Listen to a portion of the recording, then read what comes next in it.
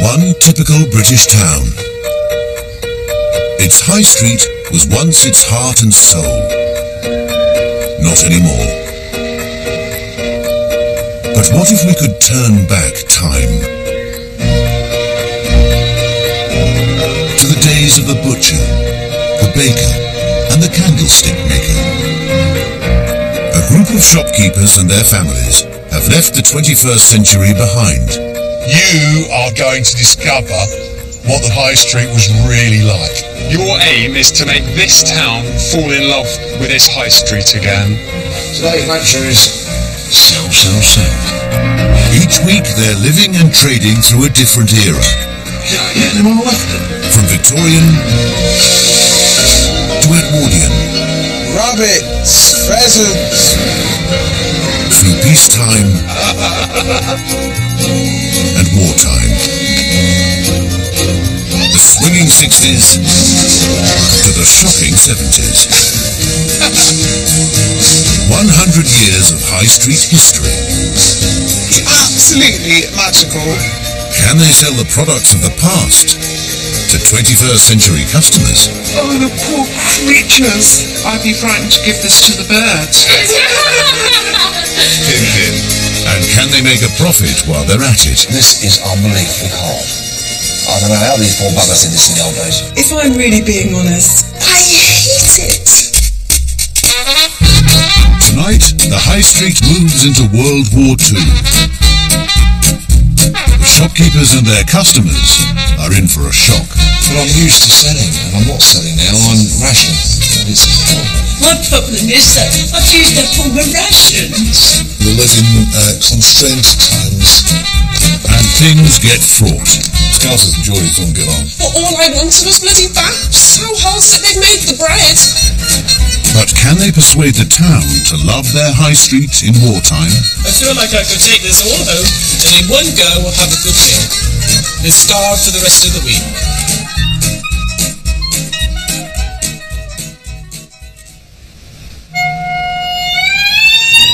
The shopkeepers are travelling forward in time to prove themselves on the World War II high street. And for the first time, profit isn't everything. Shopkeepers had to take on a new role. They became part of the official war effort, regulating rationing, distributing limited goods, and making sure everyone got a fair share to survive. Struggle will be the lack of takings. There's not going to be a lot of takings, but we've decided that it's the Second World War and it's the Dunkirk spirit. There's nothing better than adversity to bring people together. It's not really going to be about making lots of money. It's about getting through. As they arrive in the market square, they are confronted with the austerity of wartime. It's very murky looking, isn't it? Very drab and very... It's the war. No one will come in if they see it all horrible like this. We're a British restaurant. Oh! British restaurant? That's what it says. A restaurant, man. That's not just cakes. Saffron's right to be worried. For 3 eras, the Devlins have struggled in all their catering endeavours. I didn't think I could make cakes, but I really didn't think I could make them this badly. What on earth have you got to say to it? Enforcing the strict rules of the era is the High Street's own Chamber of Commerce, 5th-generation baker Tom Herbert, social historian Juliet Gardner, and successful greengrocer Greg Wallace. The holiday feel of the 1930s is over. Your challenge is to give the people of Shepton Mallet the full World War II experience and get you and them pulling together as a community. We're not expecting you to make huge profits. In fact, we're not even sure you're going to have very much to sell. You are in the front line of the British war effort, introducing Shepton Mallet to a culture of make, do and mend. I think we're going to find out which of you will look after each other and which of you will look after yourselves. Good luck, ladies and gentlemen. The biggest change on the high street is that the Baker's has also become a British restaurant. Oh, think positive, yes, think positive. Oh, this is fantastic. Oh, wow. Oh, it's so wicked. The government set up British restaurants, and they really wanted to help with rationing and to feed people, mainly workers, give them a decent midday meal. They found it difficult with a tea shop. I think running a restaurant's going to be a heck of a challenge. After some disasters with food in previous eras, the Devlins are surprisingly upbeat. What we have here is a very utilitarian establishment for simple food, along with a bakery, we'll be able to do. Our butchers this week are selling nothing but mutton. The ration list is as follows. Mutton, £1.5 of meat to be sold. Who eats mutton these days? I bet even if you ask people, they wouldn't even know what mutton was. Mutton is the meat of a sheep over 2 years old. So that's a huge challenge for our butcher. Even clothes were rationed. Dressmaker Jill will have to persuade her customers to make do and mend instead of selling them new dresses. Looks a bit emptier. A lot of it won't be selling stuff so much as fixing what little they do have. Blacksmith Simon's 1930s toy shop has been replaced with a practical hardware store. It's quite sparsely stocked. It looks as if it's just really essential items. If there's one family I think are going to find it a real shock, and that's the grocers, because they've been king of this street up to now. For 3 eras, the Surgesons have thrived and made huge profits. Today's mantra is sell, sell, sell. But the war has changed everything. Oh, Mother Arbor, look at it. For master salesman Carl, shortages are a shock. You see what we got on the shelves now, and I bet you that's all we've got. Daughter Safi is equally aggrieved. I've only got 2 oranges, which is nothing. I could eat them within an hour, 2 oranges. I love oranges. People are going to be quite disappointed. When we're talking about shortages, before the war, Britain was importing something like 55 million tonnes of food. Within a month of the start of the war, that had dropped by 2/3. So basically, there's sweet fatty Adams in the fridge.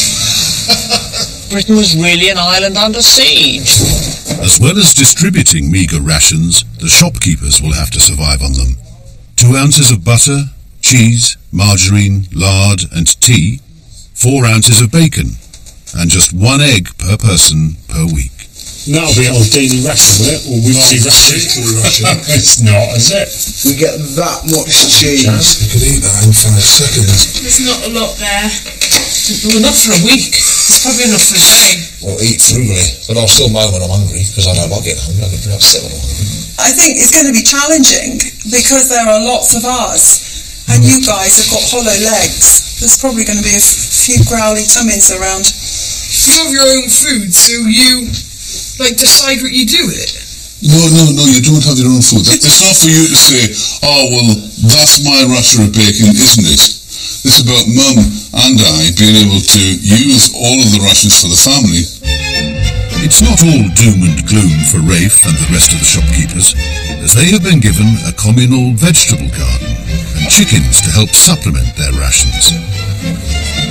The group of local customers who have shopped with them for the past 3 eras won't be as lucky. They can only buy rationed goods at the shops for the next week. A bit anxious about the size of it. Looking through it, doesn't seem to be as much in as I thought there might be. There's a war on, don't you know, so let's get inside. This era will be the ultimate test of customer loyalty. So how many children in the family, Mr. Blair? It's 4 boys for me. I feel sorry for the people in the olden days. During the war, grocers and butchers became bureaucrats for the government and were expected to get to grips with a complex rationing system quickly. We don't keep the books, they keep them. Yes, and we'll write it on the envelope. Stop getting excited. At the butchers, Sharp and Son have got to break the news of just how small the meat ration is. What can we get and how much of it? No, we don't. We can get £1.5 of meat. Starvation diet then. Oh, yeah, I just like to see how we do. And at the grocers, it's a similar story. Is that 2 ounces each then, for a week? For a week. So do be sparing, my darling. That's very shocking. It was a real eye-opener, because the shelves are just bare. It's like walking into a closed shop, almost. It looks so good. I would love to have some more, but obviously I can't. I'm just worried it's not going to last very long. Two of us. It's not just the customers who are disappointed with the realities of rationing. It's a bit strange. There's nothing here. People would have come in and really seen this and would have gone, what am I going to do tonight? It's quite disheartening, really. Even if we sold everything in the shop, we don't get about £100 because there's so little prices, and if in like all the other areas we've gotten thousands of pounds. Well, I'm used to selling, and I'm not selling now, I'm rationing. And it's not the same. It's horrible.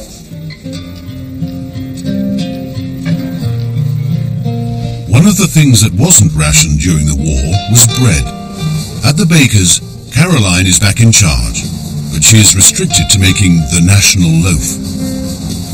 The wartime Ministry of Food ordered bakers to make a wholemeal loaf with added vitamin supplements to maximise Britain's nutrition. But some elements of the recipe jar with modern tastes. I felt really uncomfortable about putting 7.5 tablespoonfuls of salt, and I live in fear of yet another salty loaf and a whole pile of complaints from people who are already going to be on the back foot because they're challenged by the shortages and the rationing anyway.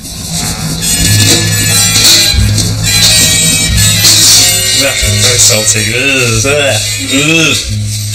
Caroline's fears about the dough are borne out. Salty. It tastes like the sea! Yeah. I'll leave you to it.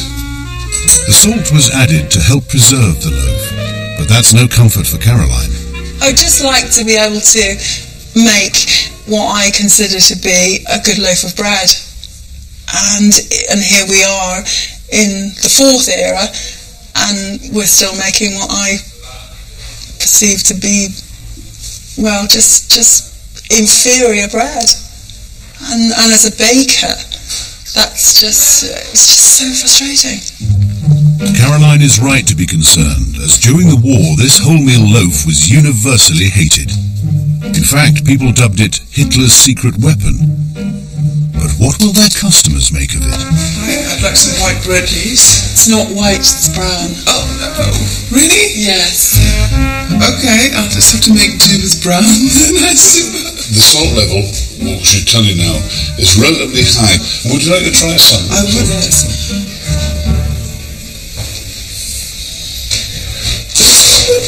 Yeah. It's not that bad. Our first sale of the day. Oh, Lord. The national loaf isn't exactly a big hit with customers, but they're getting into the spirit of making do. It's chewy and a bit salty, but fine. It's cheapest,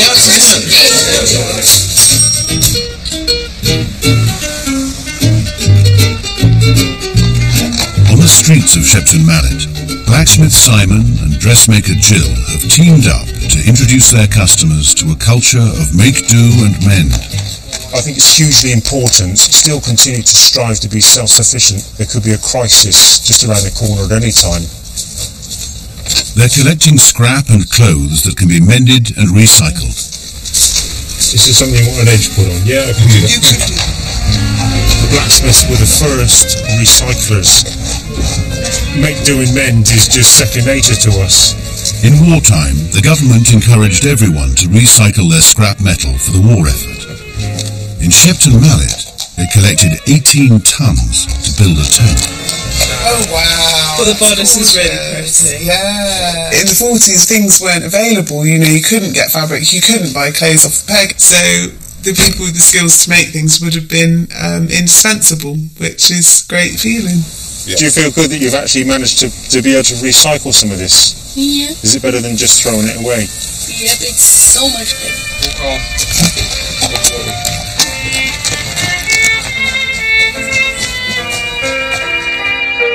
To make their rations go as far as possible, the shopkeepers have pooled their resources. They're nice. Grocer's wife Debbie is taking on responsibility for putting together a communal meal every night. I I just want us all to be really close and to embrace what's coming ahead, and I think we're kind of going to get there.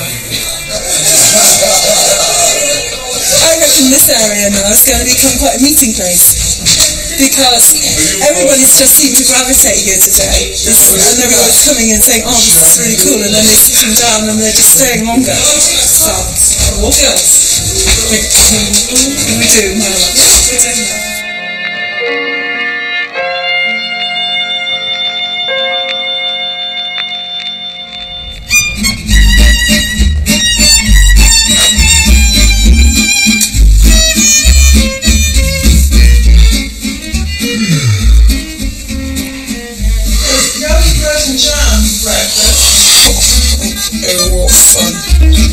Butchers Andrew and Michael have opened early as they want to catch the Shepton Mallet breakfast train. It's not bacon they're cooking, but macon, made from sheep, not pigs. Macon is skewered mutton. We're turning it to make bacon out of mutton. That's where we've got macon. Macon, murgers, sausages. But it might be a tough sell. Mutton, they say, as tough as mutton.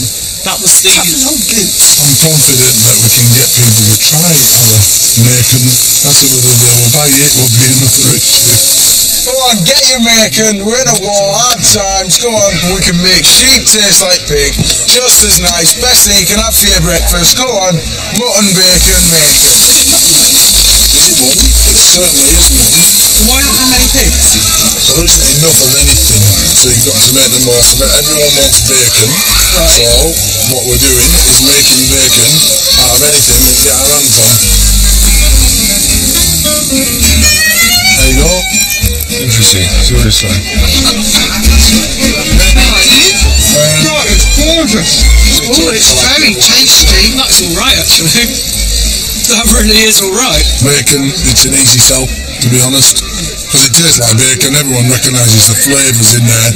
You've got a slight mutton hue in the background, but it's not negative. The proof of the pudding is in the eating, is it not? The butchers have managed to satisfy their customers.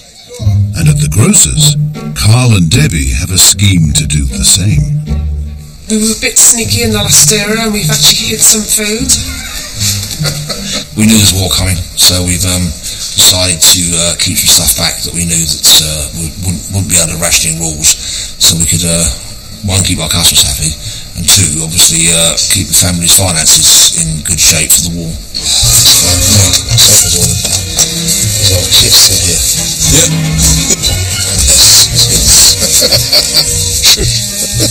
Excuse me. Yeah, all things to sell. Harry, if the Ministry of Food find out, you're going to prison, not me, alright? See what we've got. Wow. We got sugar, spaghetti. I think that's an amazing stash, Harry. We're going to get it under the counter, keep it under the counter, and then when customers are coming in saying, have we got this, have we got that, say, no, but we have got this, and unfortunately, it's pretty expensive. We've got brown sugar. Brown sugar, that's like gold dust. I reckon we could sell for almost 10 quid a bag, couldn't we? I mean, over the likes of Mr. Blake and Mrs. Payne have got little kiddies. They'll want ketchup, and we've got ketchup. I think it's got to be a good £5 a jar, though. Well, They were $2.50 that last we don't want to rob them blind. Well, no, because they've got an account that you wouldn't spend their money here. Well, they will spend their money here, don't worry, that's the whole idea of the plan. It's a cunning plan. So, we'll get that covered up or something.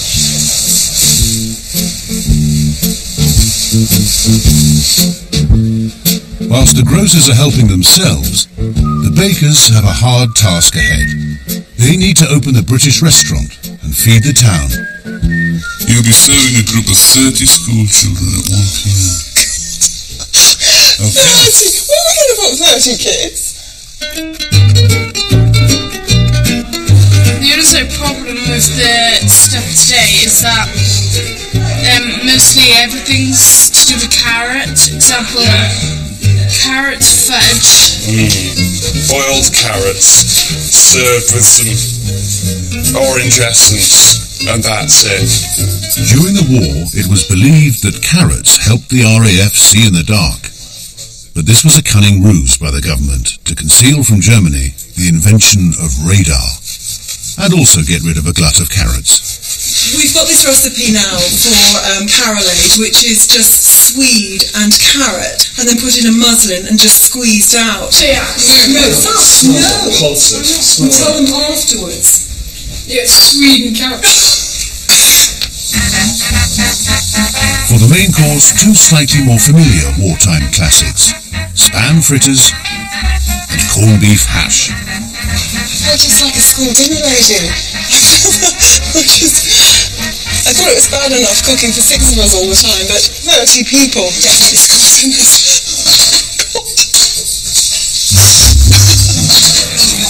At the grocer's, customers are still getting used to the realities of rationing. You wouldn't want to wait in queues all the time.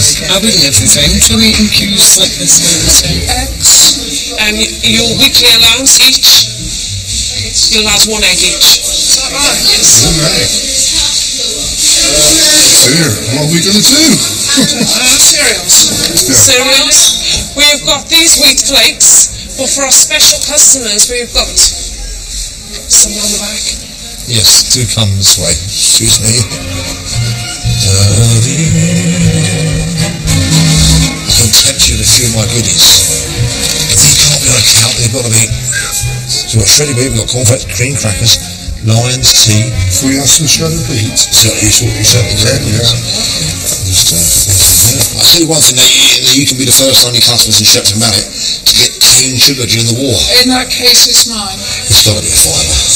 Fiver? It's got to be, isn't it? So we've got these, right? As you know, before the war, these were around about £2 a pack.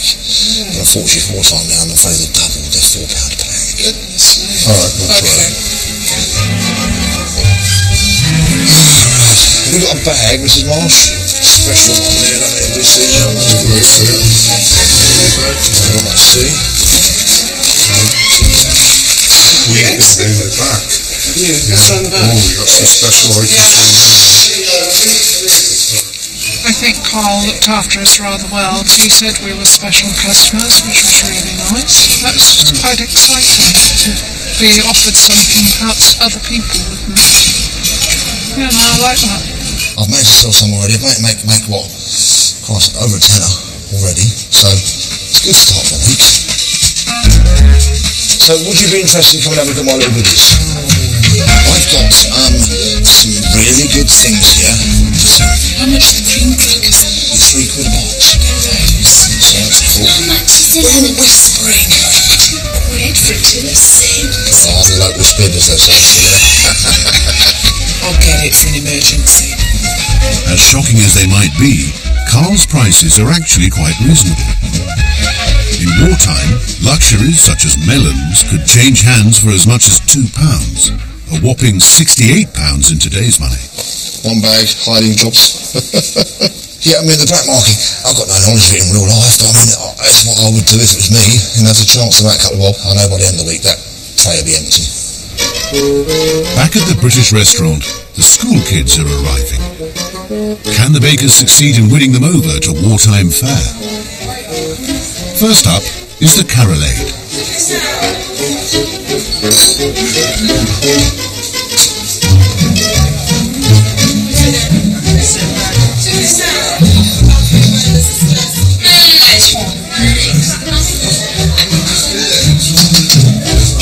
Perhaps the corned beef will go down better.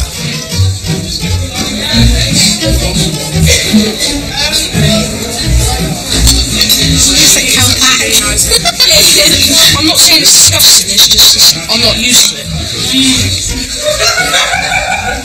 Got vile. The meal hasn't been a success, and there are a lot of leftovers. I wasn't expecting the reaction to be good, you know. But they said that the spam was horrible, the corned beef was horrible. Well, to be honest, that's what everyone would eat. So if they don't like it, then tough. They wouldn't survive back then.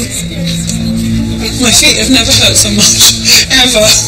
It's just... I know it's such a whinge, but they hurt. There's no let up for Caroline and Nigel. They have to now prepare the next day's national loaf. Debbie has also asked them to make bread rolls, and she's got a special dinner of mutton burgers and rhubarb crumble planned for tonight's communal meal. But Nigel has a problem with it. Debbie wants to make burgers in a bun, but what we have to do, bearing in mind the period, is use what we've got. And we've got bread left over from the lunch today, so we'll just have to use that. Whilst the bakers are working hard, the Surgisons have discovered the communal veg patch. Better than nothing. During the war, everyone was encouraged to dig for victory by growing their own food. Land everywhere was taken over for growing, even the gardens at Buckingham Palace. This vegetable garden is meant for all the shopkeepers, but the Surgisons have a different plan. Yeah, I think this is really good because it's almost like free stock. Just fill up that basket, as much as you get in it. Okay, and then we'll pull out some more if we need more if we sell them all. It's like a massive profit, isn't it, Mum? We could probably charge £2.95. Yeah, we'll sort of feed everyone and make some money. I think selling it's only the right thing. You wouldn't give it away. Dig for victory is what they say, and that's what we're doing.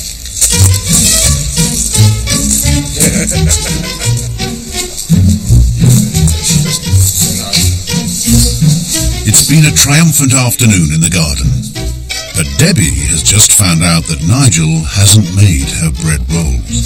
Oh, just hasn't waked up to scare that dickhead of a man. I just can't do it anymore. Who do you think? Nigel. Yeah, but all I wanted was bloody baps. How hard is it? They've made the bread. That's the hard bit. Rolling the baps is easy. Scousers and Geordies don't get on, but at the end of the day, regardless of whether we are or not, we're going to live the period. And it's just a difference of opinions, that's all. You know, she's right and she's wrong and I'm right. All he needed to contribute for dinner tonight was to make baps. I've made the crumble, I was making the burger mix, the baked potatoes in the oven. You know, I don't know how I can be nice all the time when he's been an absolute tosspot. And it's really made me cross. Bit of a man over molehill, but we'll get through it. But I don't feel comfortable now, that's the difficult part. I don't want any dinner. I can stop burning having said that. Oh, her crumble is burnt. Oh, God. It's not funny. Okay, it's not funny. There's nothing I can do about them, you know. I could smell the burning stick when I came in. It's not rocket science. You've got stuff in the oven that they're going to burn. I'm not really happy just to keep providing everybody if I'm not going to get something back in return. It's the final straw for Debbie, and Caroline is now in the firing line. Caroline, hear me out. If you would give us that bread anyway, then why couldn't you just turn them into baps? Does it matter what form that bread takes? Have you tried to eat a burger in sliced bread? To say actually what we're contributing is not to your specific requirements. It's crazy. It's just what I expected, that was all. But if we can't deliver that, then really... Well, you could have delivered, you just chose not to. I think to say that we chose not to makes it out to be a deliberate thing, and that's unfair. With the wartime spirit now in tatters, tonight's communal meal is cancelled.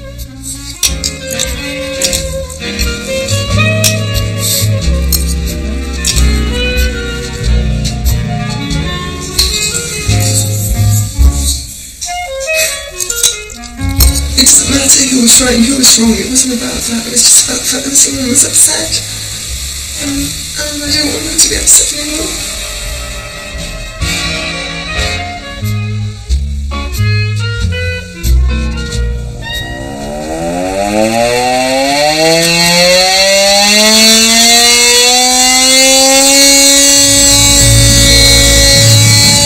It's an air raid. So what are we supposed to do now? Get in that little shelter? Okay, people, I think we should kind of go. Anybody here? Straight on to me. The Duchess on the side door, please. Nigel is acting as air raid warden, responsible for the safe evacuation of the high street. Come on. It's a siren. Come on, go. This is only a drill. If this was the real thing, they would only have 12 minutes to get to a shelter before the bombs started to fall. And on the side door, shops. Most of the shopkeepers head for the cellar, but the butchers and the blacksmith have to get into their Morrison shelter, a small steel cage under the kitchen table. Mind your head on the corner. This is a bit cosy, isn't it? I forgot Chloe! Chloe!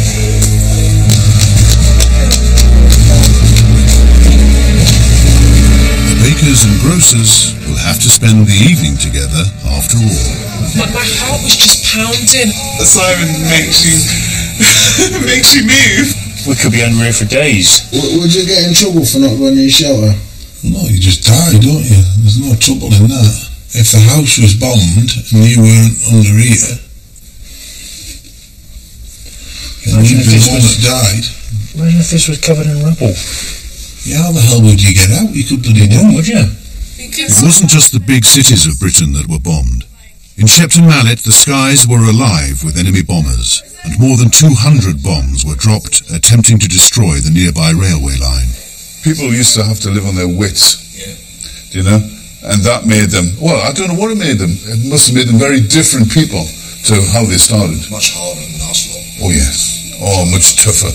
It does kind of bring it home. This really did happen, and just coming actually out of this and seeing if your house and everything you had was still here, that must have been the worst thing of all. Or maybe if you'd lost somebody, or somebody had been left behind and you were told that you couldn't come back. So you were left behind, or I was left behind. It was so really upsetting. Actually, I came out thinking that Chloe was ahead of me, and ridiculously, I don't know how it happened, but Chloe was behind me. I was absolutely panic-stricken there. I nearly forgot you. Sorry.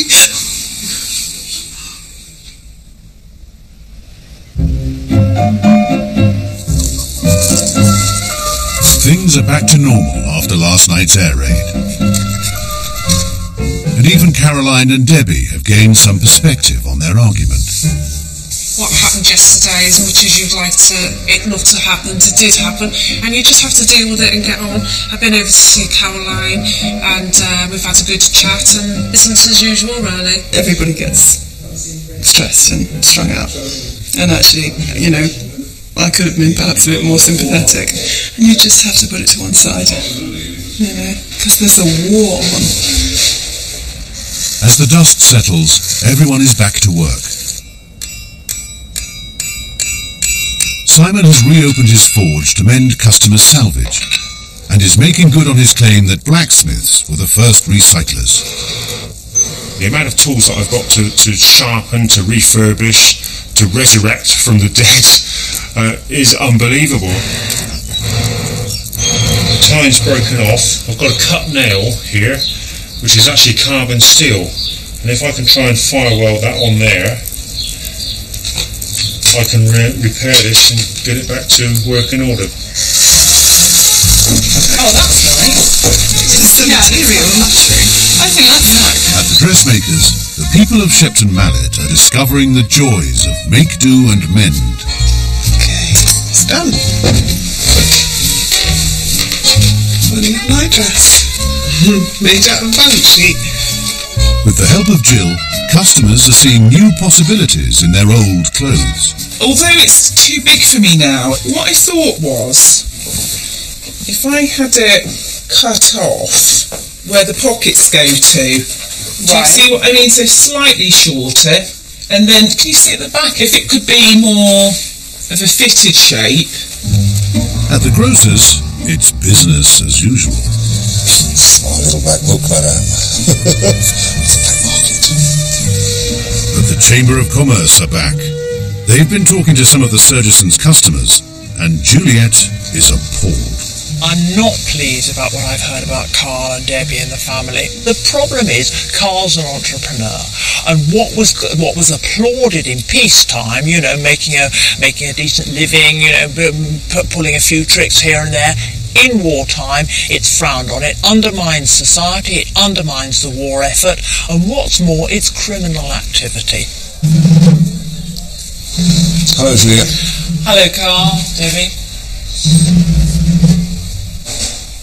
Right, Carl and Debbie, I've been talking to some of your customers, and quite honestly, you haven't been playing the game. I am shocked. The reason rationing was introduced was about fair shares for everybody. They didn't want it so that just those who could afford it could have more. Everybody had to feel that the sacrifice was being equally borne. And to be honest, I'm horrified to say, I think you're abusing it. What have you got to say? Well, yes, we have been running a little bit of a black market. I must admit we have. I wasn't favoured more others more than others. I mean, if people have got the money, then we've let them have the black market products. That's looking after number one. That's not looking after the community. I understand that, yeah. In retrospect, I suppose you're right, yeah. But you see, it's a salesman in me, I can't help it. It's serious, this, and I'm going to have to make you realise how serious it was. Now, this is a criminal activity, and I have to tell you the government came down very heavily. What I am going to recommend is a fine. That fine is going to be £100. That translates into today's money nearly £4,500. Now I hope that will bring it home to you just what you're doing in wartime. Okay. Goodbye. Thank you, goodbye.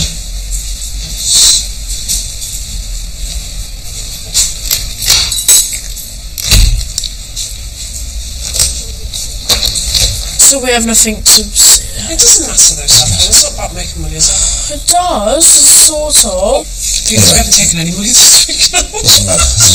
We'll be in debt for the next 2 years. I really don't care, honestly. I was looking after my family and I'm really strong about it. My family is very important and they come first. And then if there's anything left for the rest of the country, then I'm sure there would be. I'm only a small family, then it's fine.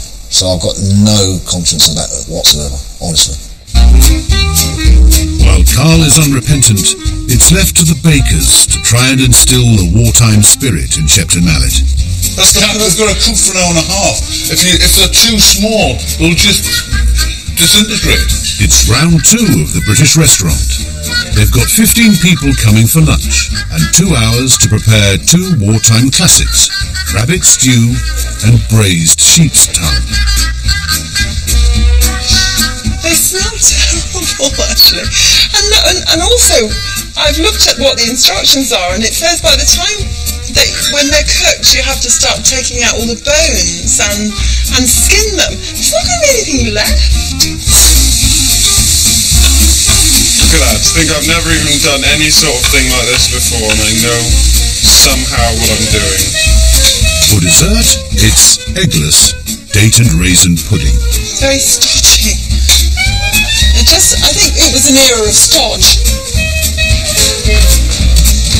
I think we've pulled it together. That's down to the children as well, because they straight away know what's expected of them. They got the veg going, and we're there. Jack's made the dumplings.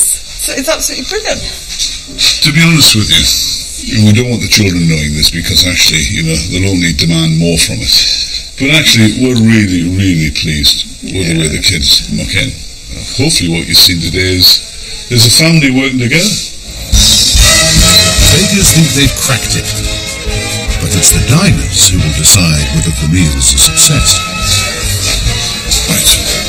These local pensioners actually lived through World War II, and they'll know the genuine article. Go and put that milk out on that table. Actually, no. Yes, on that table, and then... No, actually, wait. What about Henry? Yeah, well, he's dead. Table 1. That's table 1? Yes. For the rabbit stew, we don't have any butter. Oh, right. We've got bread, but no butter, because there's a war on. 2 rabbit stews. See this well-oiled machine here? The rabbit stew. We used to get rabbit during the war, and it was a treat if you managed to get a rabbit. I wouldn't like to tell you what we had in the war. Half of it went in the swill bin. It was very nice, yes. Yeah. Nice cabbage as well, yeah. I appreciated having that because I haven't had tongue cooked like that probably since then, actually. Thank you. We've had an absolutely lovely meal. It put me back to my childhood. Thanks so much. When I was about 10 or 11. and it tasted exactly the same. It was gorgeous. So you thought it was very authentic? Yes, oh yes. The whole thing has been authentic. I felt anyway, having lived through it, that I'm reliving it again now.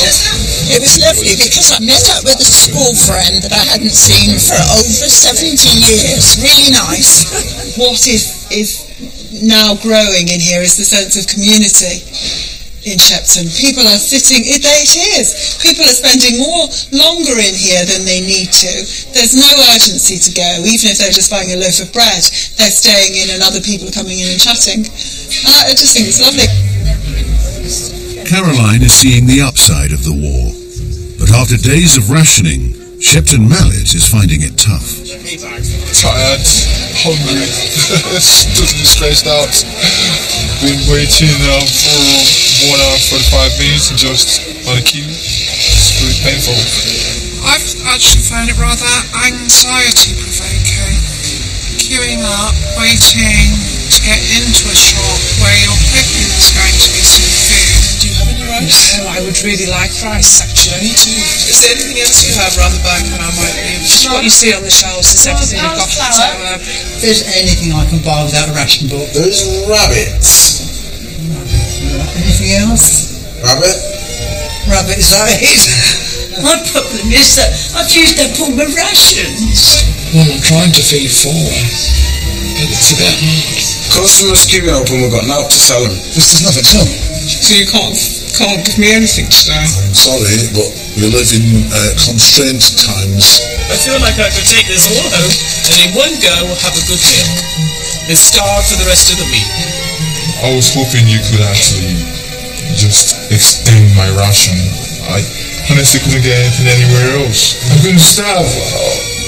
With the customers feeling the pinch, the high street is about to experience even more upheaval. I come bearing news. Clearly, Andrew, it's very likely that a man with your skills would be called to offer your services to the catering hall. We would like you to leave the high street. In World War II, men from 18 to 41 were conscripted into the services, which means Grocer's son Harry is being sent off too. Carl is joining him to give Debbie an authentic taste of what it was like to lose the men for a second time in a generation. She'll step up to Matt, and she always does. She's brilliant at it, but she does miss me. She does love me, and vice versa. I miss her and love her. So it's going to be quite sad, really. I always cope on my own. That's what I do. That's not the point. I don't want to cope on my own. I want Carl to be here and Harry. This adventure's not really turning out as an adventure in this era.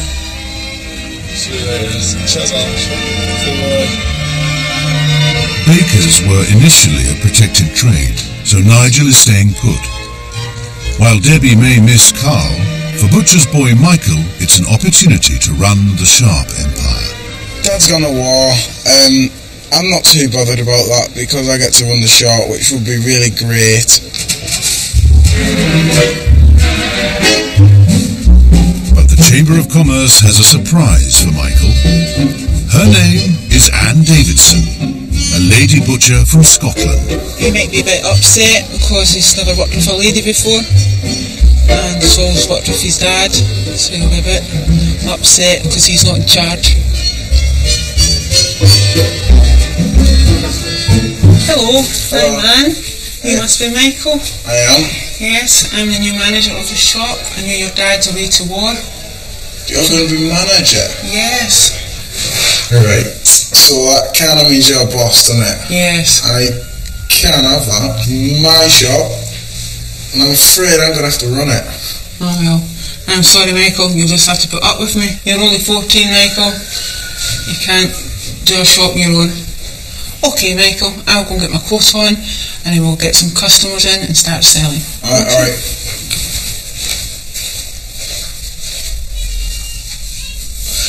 Oh, I'm not going to be able to take orders from the Scots.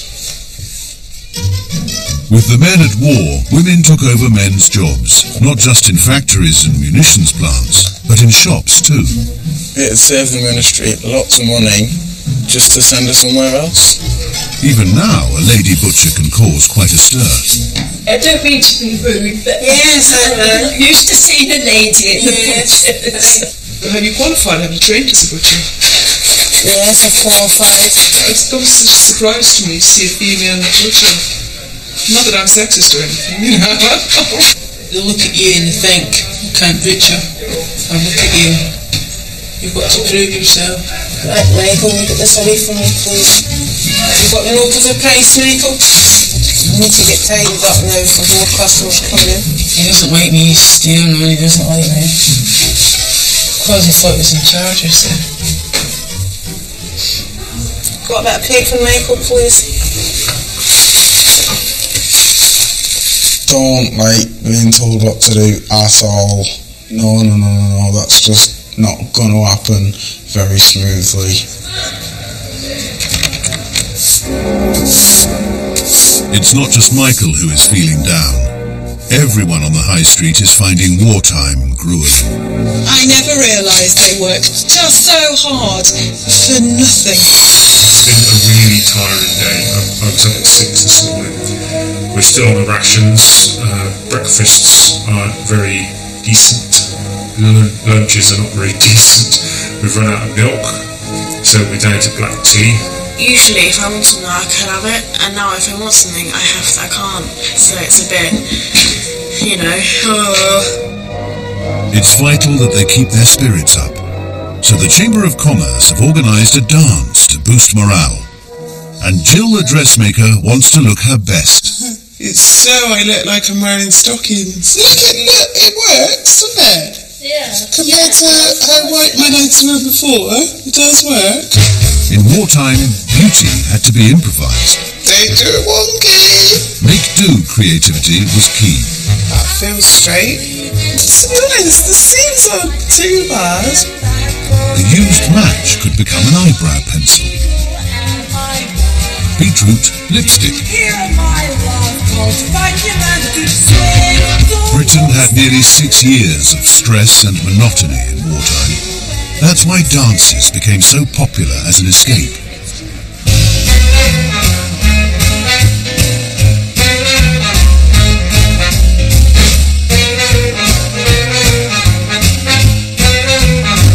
They do look amazing, those over there. They absolutely look amazing. Would you like to start? I'd love to!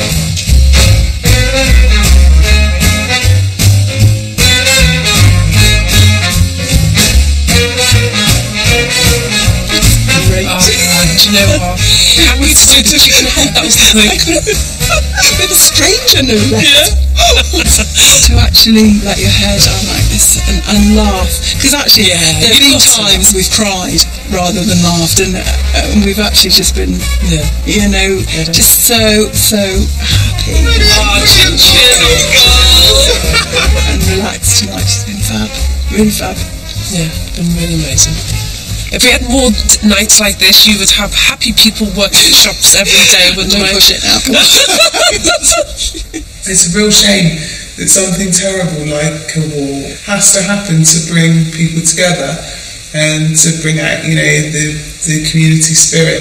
It's a shame that we can't remember those bad times and keep that good community spirit when things are better. Got the client in the box.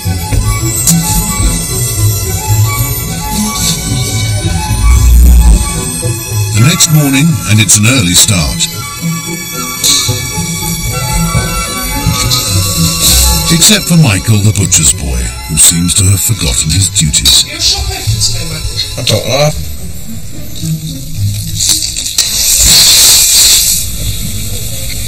Morning. A bit late this morning. Aye. You're 9 o'clock, you see. Oh well, you get that sorted then, won't you? This won't do coming at this time in the morning to run the business. Doesn't matter really on this day because Chittamala is dead as a doornail.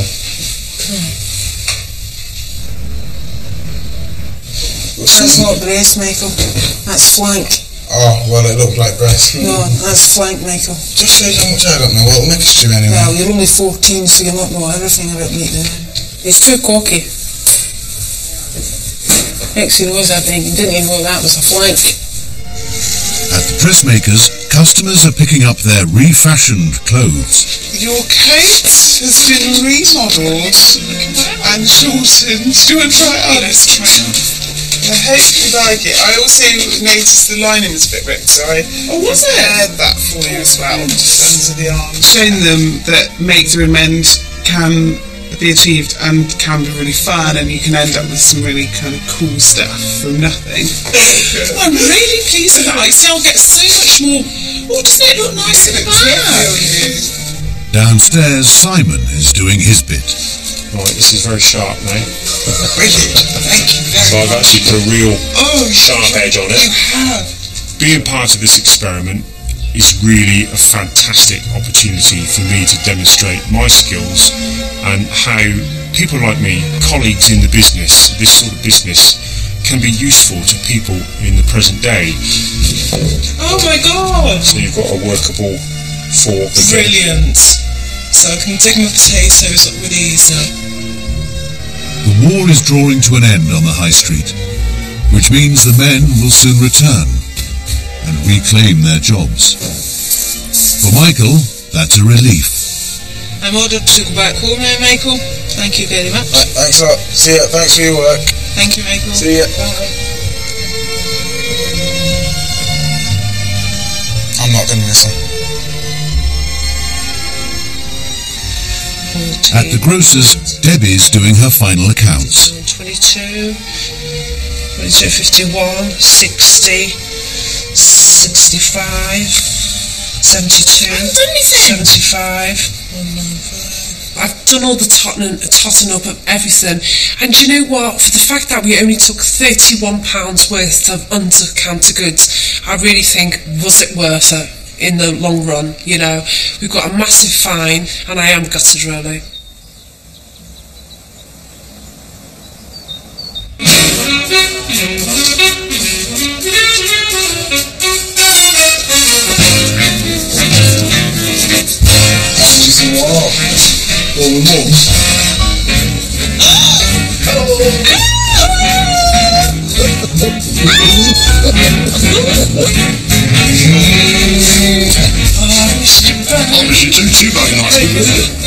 VE Day saw the biggest street party Britain had ever witnessed. Today, just as they did in 1945, the people of Shepton Mallet are bringing dishes made from their rations to share with the shopkeepers. Oh, I say, what we got here? Oh, lovely! Look at these! I use them all my rations for John. Oh, Charles! Cheers, darling. Happy VE Day! Happy VE Day! I've got some bread pudding.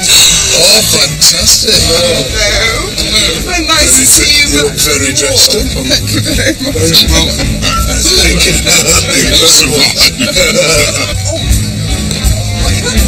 This is lovely! Food! I'm ready for VE Day. Oh, we really must enjoy this. The Chamber of Commerce are back to find out what the customers made of their wartime experience. Is there anything about this wartime Britain High Street that you would like your kids to inherit? One thing that came out of the war, which was, we're all in this together, let's not be greedy, let's all help each other. You managed a week. Would you like to manage 2 months? Or a year? It wouldn't be much fun, but we could do it. Got used to putting less butter on things, but we got used to it. As I stood there in the queue, I realised that we customers had never met each other before, and I was talking to people who lived in Shepton that I'd never met, well, never spoken to before, and it was all sort of bringing us together. People went without, yet are still talking about what a wonderful community spirit it was. Now, okay, to build a community spirit, at the same time as you're hungry, I mean, how powerful was the feeling here? I think that's right. I mean, and the people were talking about queuing, and imagine queuing, you might queue for several hours and still not got what you wanted after that. But people talked about getting to know people in the queues. They talked about wanting to come back into Shepton Mallet. They found it a more sociable place, and they felt they've got to know each other in a way that they hadn't before. Well, the grocers have caused controversy this week. I mean, they can't help it. They're natural salespeople. They want to make a profit, and I take my hat off to them there, but they really didn't understand, A, the era they were in and how tough it was, and B, what people would have thought of them. If there was plenty of black market trading going on, would you feel left out that you hadn't? Good heavens, no. I'd be appalled. I'd have shocked anybody if I'd known about it. You would? Without hesitation, even if I knew them. Because otherwise, if you go on like that, the whole system would just fall apart. Siobhan actually said that she bought some stuff on the black market. I was totally affronted. I thought, why wasn't I offered it? Because I had money. I could have bought that stuff. The High Street really did come together as a community, and they were all going without. To then suddenly find out that they had sacrificed while others were cheating has caused a fair bit of anger. He was profiteering. He was selling goods off the rations to turn a quick buck, and he did it in wartime, and that's not on. The bakers have had a fantastic week. Yeah, this has really been their era. I think they've been exemplary. I think they are just really terrific people who actually share and care, and that's exactly what you would have needed in this era. I don't think they've had to try that hard. I think that's them.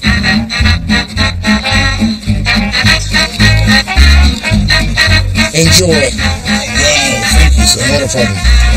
Good man. You just can't fault these people. They've really taken, they've taken us to their hearts, and I actually feel the same about them. We're just a complete community now, and it just means so much. I don't know what we're going to do when these shopkeepers go bad. It's brought this place, this town, alive. Skills are lovely. What do you make of the dressmaker? She's made the most fantastic contribution, I think, to the war effort. She's trying to show the people of Shepton Mallet that they don't have to buy anything, that they've got a lot of stuff in their wardrobes that they can make over and make nice. Simon, has really enjoyed this era because he's found himself very useful in the community, and that's what he wanted to be right from the start. He's shown people that there is another way. You don't just have to buy cheap things and obsolescent. You can actually buy something and have it repaired and keep it going and make do and mend. They've shown people that, things don't have to be disposable. There is an afterlife for it. But Simon's days on the high street are drawing to an end. After the war, as Britain increasingly embraced mass-produced, disposable goods, demand for blacksmiths disappeared. I'll miss this forge absolutely immensely. This to me, this is me. This is what I do. This is my environment, and it's fantastic. Absolutely fantastic, and I will miss it really, really with a sad and heavy heart. It's time for Simon to say goodbye to the high street, and he's made them a farewell gift. So, I've taken all sorts of bits and pieces to produce a frame from the scrap that the townspeople of Shepton Mallet gave me this week. We were the world's first recyclers, and we're bloody good at it. So this is my present to the town.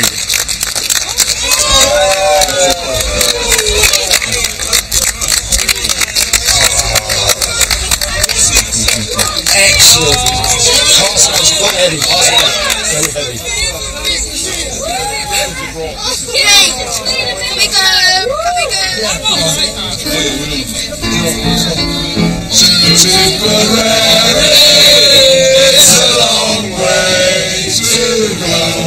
It's sad to see my craft disappear from the high street, but at the same time, I'm hoping that by doing this project, I'm going to give it a new lease of life.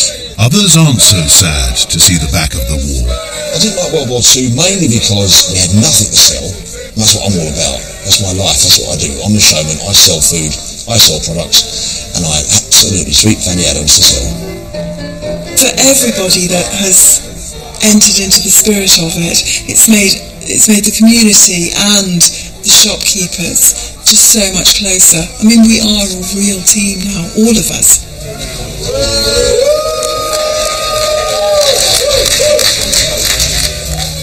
What an absolutely amazing week. Flint, your commitment to this high street has been unbelievable. That, I think, is probably the spirit that actually did get Britain through really tough times. Well done. Grocers. Oh, the controversy. Bad boys and girls. Not the spirit that got through the Blitz at all. Got caught, we've been done, and that's life. But we'll carry on, the business will keep going, and watch this space.